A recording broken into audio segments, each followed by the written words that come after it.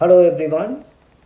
In this particular video I am going to talk about a basic differences between Vedic astrology and Western astrology. As I always say, this video is related to astrology and people who are interested in astrology. So if you are a person who is not interested, then you don't have to watch this video anymore. I learned Vedic astrology from my dad.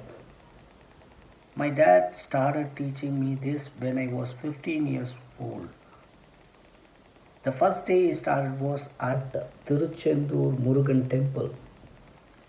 We both reached the temple very early, so we were waiting there for the darshan.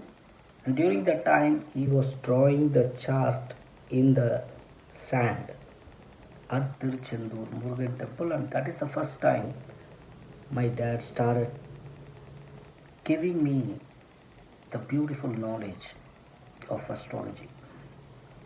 From that day onwards, I started learning from him slowly, and then after that, I also started reading other books and gained more knowledge within Vedic astrology. I think I have already did more than 10,000 people's predictions, mostly through emails, voice recordings, and sometimes I used to be to Singapore, Malaysia, meet people face to face and give predictions. While I am here in Sydney for work related thing, I had this curiosity to know what is Western astrology talking about. What is the difference between Vedic astrology and Western astrology? That curiosity was there, so I joined a course here in Sydney Astrology School, and last month, March 2022, I completed the certificate in Western astrology here. So I thought I will let the viewers know what is the main difference between Western astrology and Vedic astrology. I'm not going to talk in detail, I'm going to just cover some basic points in a very brief way. First of all, the chart itself. In Vedic astrology, the chart is in square shape, whereas in Western astrology, the chart is in circle shape. In Vedic astrology, each and every house we read by clockwise. The first one is the first house, and clockwise the next box is the second house, clockwise the third, etc. Whereas in Western astrology, it is anti-clockwise. The first house, and then behind the first house is the second house, and behind the second house is the third house, and slowly it goes, and the 12th house will come again to the starting point. The planets, Vedic astrology talks about 9 planets, very important planets, whereas Western astrology talks about 13 planets. 13? Yes, obviously the 9 planets, which is the Sun, Moon, Mercury, Venus, Jupiter, Saturn, and then North Node and South Node, which is called Rahu and Ketu, and then Mars. So overall 9 planets, which is common in both Vedic and Western astrology. But in Western astrology, there are additional planets, which is Uranus, Neptune, Pluto, and Chiron. When we look at the chart, we need to look at all these 13 planets, and then we have to do the prediction. In Vedic astrology, the modes are like three modes: Stara, Sthira, Ubhaya. Same way in Western astrology, the modes are three modes, no change in that. Cardinal, fixed, and mutable. These are the three modes. And elements also. In Vedic astrology, 4 elements. Each and every zodiac sign will fall under one of the elements: fire, earth, air, water. Same way in Western astrology, it's the 4 elements. And the polarities is a zodiac sign is a male sign or a female sign. That is the same in both Vedic and Western astrology. And the transits are also the same, like Saturn transit, Jupiter transit, and Rahu Ketu transit are considered to be very important in Vedic astrology, whereas in Western astrology, the transits, when we talk about transits, we talk about Uranus, Neptune, Pluto, Saturn, Jupiter, and Venus. These are all considered to be very important transits according to them. And by looking at aspects in Western astrology, each and every planet has its own view aspect watching it. For example, Jupiter views the 5th zodiac sign, the 7th zodiac sign, and the 9th zodiac sign from where he is placed. Saturn views the 3rd zodiac sign, the 3rd house, 7th house, and the 10th house. And Mars will view the 4th house, 7th house, and the 8th house. Whereas Western astrology is not talking about these views the planets have. Specifically, this planet will view this particular thing. No. Rather than that, they call it as an aspect in a different way. Aspects are like if there are more than one planet in the same zodiac sign, in the same house. It is called a conjunction. Conjunction means this planet, let us say Sun and Mercury, they are in conjunct together in one zodiac sign. The energy of the Sun and the energy of the Mercury is going to work together in that particular domain. A domain means each and every house has its own domain. For example, the Ascendant talks about personality, the first house, the identity, personality. The second house talks about family and what you have, money. Third house talks about communication. Fourth house talks about family, deep secrets, etc. So, when two planets are together in a particular zodiac sign, it's called conjunct. Conjunction, it is like fusion. Both energies will work together, either in a good way or in a bad way. And then if a planet is in one place, let us say first house, and if there is a planet in the 7th house, exactly 7th house, it is called a opposition. Opposition is like two planets, it's in opposite, so one is trying to go and pull you this way, the other one is going to try to pull you this way. It is like a group of people standing in both sides of a rope and trying to drag. That is called a tension. And there are various ways how to balance this tension act and work out what is good for you. And then if there is a planet in, let us say, first house, and if there is a planet on the 4th house, that is called a square. Square is actually considered to be a challenging aspect in Western astrology. Challenging aspect is this planet which is squaring that planet, that is not allowing to achieve what this planet wants to achieve. This will not allow to achieve what the other planet wants to achieve. So there is some sort of friction. Okay, and there are ways to overcome this as well. And the other thing, main important thing is, in Vedic astrology, we have remedies for everything. By going to this particular temple, by doing this particular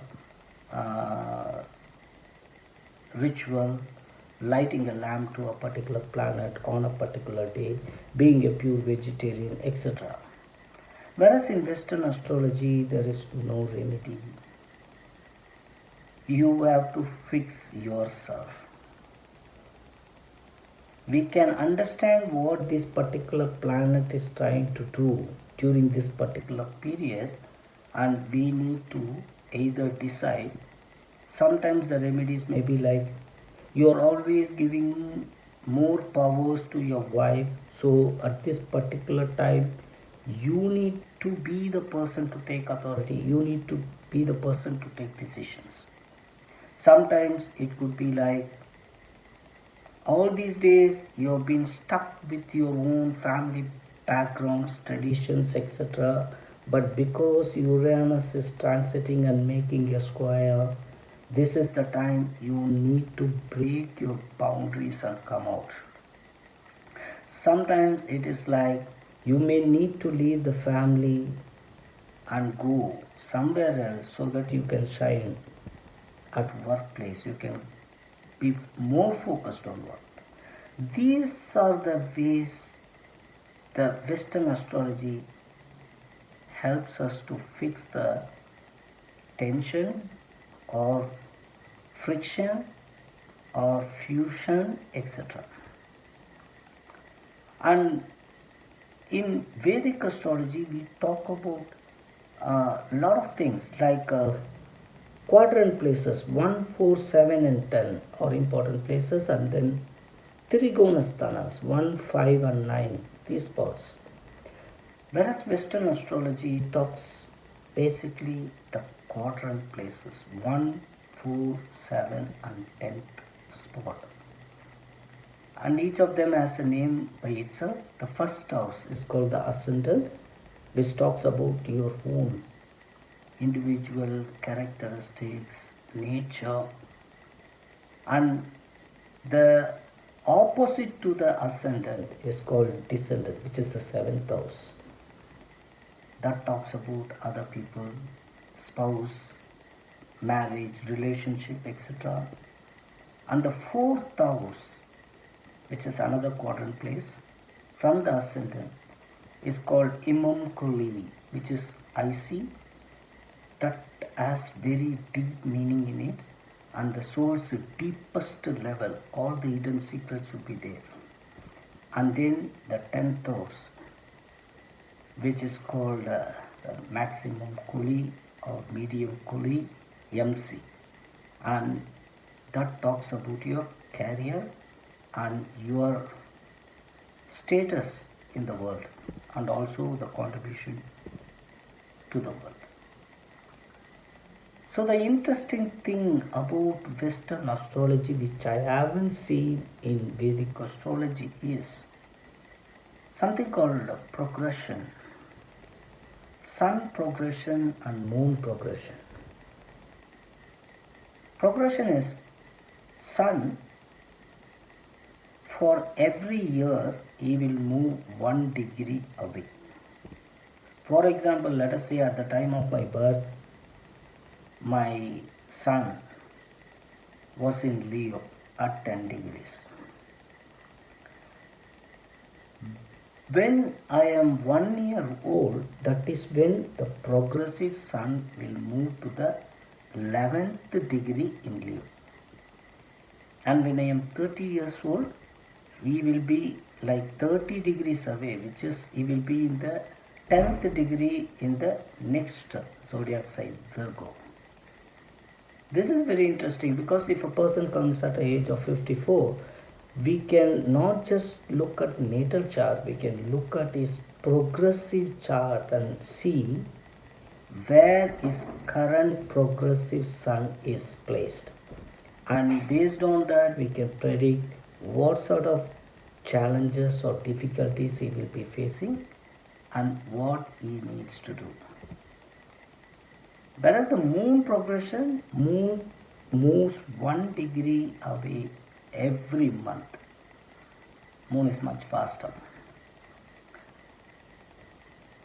In Western astrology, degrees plays a very major role. Each and every planet, aspect, everything is by degrees. If a planet, Mercury, as I explained before, Mercury and Sun in the same zodiac sign, if they are within 10 degrees, that is when the conjunction will work. Otherwise, conjunction will not work. Because the orbs has to be tight. Orbs means that the degrees difference between these planets. And this aspect is true for square, opposition, conjunction, trine, etc. In Vedic astrology, I haven't seen any people talking about degrees. I am the only person who in some of my videos specifically about the conversion dosha, Astanga dosha, I have mentioned that if Sun and Mercury are in the same sign, Mercury has to be 14 degrees far from Sun, otherwise he is combust. Mars has to be 17 degrees far from Sun, etc. So, other than the progression charts, we have the transit charts, which we can work out how that particular period is going to be for the person. On top of that, there is something called a Sinister Chart. Let us say someone is coming to me and says, I am planning to do a business with this particular person. Will this work out? And that is the time we work out Sinister Charts.